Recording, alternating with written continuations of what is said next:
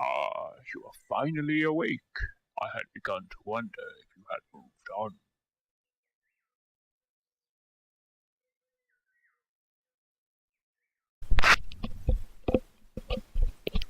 Just bear with me whilst I get shortly set up. Okay, just turn the controllers on and it should auto-detect. Okay, so this is the start of the game where you spawn and you are greeted by this wizard who says that you've just woken up and he thought we had died. So what we're going to do quickly is go through the dialogue, and once we've done that we'll go around exploring the different features of the game. I am Radagast, court wizard to King Leopold I, and you are currently on my island. So how did I end up here? Honestly, I'd hoped you would tell me. Shortly before you arrived, the portal leading to my island activated and began violently discharging energies.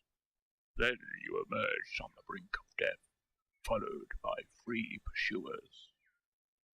And I'm just going to quickly go through this, but if you want you can read through this in your own time. But basically we're going to be going through the dialogue and he will give us a quest to go and kill 3 knights. Again, I am sorry to disappoint, but I am not sure. All I know is that they in a fashion. As soon as you fell through the portal, I tended to you. No, I may be a wizard, but I am no warrior. However, seeing as you are healed and on your feet, I wonder if you... Well, for starters, whilst I may not be a warrior, you certainly might be. You came for the portal, Red Knot. I am old, but I still have a few tricks up my sleeve. Ha! Typical warriors, always asking for a reward. Don't worry, I've got you. Stay here a while and rest until you are ready to go and fight again. Okay, so now that we've gone for the dialogue, basically what happens is, as I said, you woke up on the island, a few bit of background information, and basically he wants us to go and kill the 3 knights. So as you can see at the top there, there's an indicator for the enemies. Now, as you probably also saw, there was about a 5-second delay when pressing the button to make sure that the player doesn't accidentally move on too quickly. And so now, just preliminary looking around, we've got the HUD, which has the defensive stamina, player health, and offensive stamina, and we'll get into that in a minute. And as we look around, we can, for example, go here and show the out of bounds feature. And what this does is this stops you from teleporting anywhere where you're not meant to. This little indicator will come up if you're in an out of bound area. And the controller will also change colour to match to help players distinguish if they're in the wrong area or not.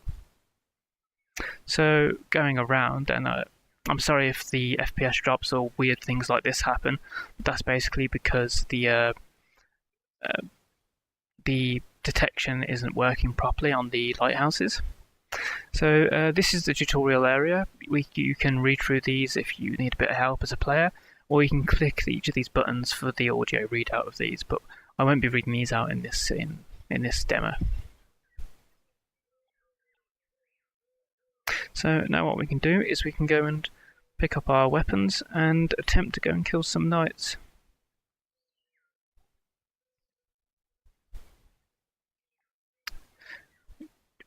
Now, as you can see, the movement is teleport based, and you can only teleport so far, and this is to simulate a sort of walking pace rather than a teleporting 100 meters in front. Okay, so for this first AI, I'm going to talk about how the combat system works. So when you get into the AI's aggro radius, the AI will walk towards you, and you will be attacked by the AI, and the AI will always try and attack where you're not defending. So for example, he will attack low, and you have about a second to react. Now, when your shield stamina gets below 40, let's say I block, the attack will go through. And when I stab, I will lose 40 stamina, but if I stab while he's blocking, I will lose all my stamina as punishment for a bad move. And if I die, which will happen now... Don't worry, I've got you. Stay here a while and rest until you are ready to go and fight again. and we'll be respawned back here. Now, what we can also do is eat some food, and these will help regenerate our health quickly.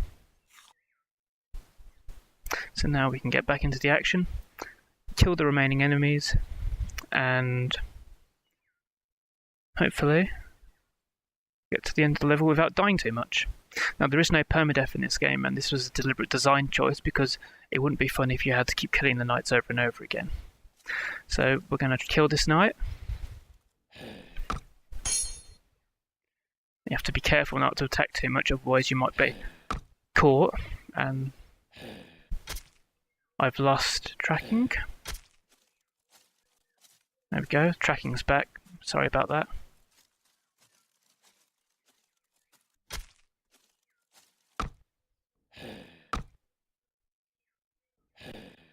So we're going to quickly escape.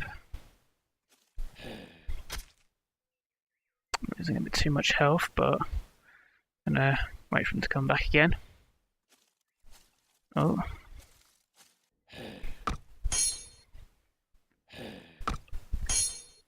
Oh no, I accidentally dropped my sword.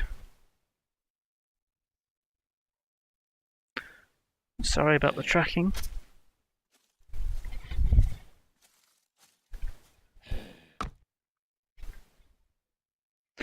Okay, quickly recover from this. And there we go. Now, sorry about these tracking issues, but what I'll do to recommend this is what we'll do now is we'll go and kill the other knights off camera, and I'll show you the end game events, so I'll see you in a minute.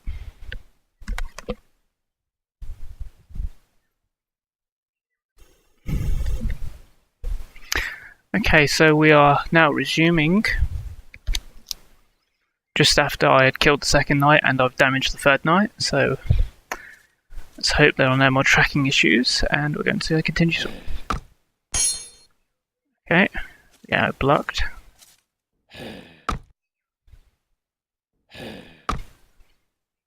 And there we go, so now that we've killed all the AI, the wizard should be along. And also an interesting method of fighting is you could probably throw these in order to damage the AI. So if we just wait a few moments, the wizard should, coming around the corner, here we go. And he will make good on his promise that he made earlier, and he will open the portal to another island. Well, not to another island, but to the end game. But if this was to continue as a fully fledged product, this would probably continue to a main regional area where the player would go and fight. So, as you can see, he's got a lot of sound effects, and the animations match up very well.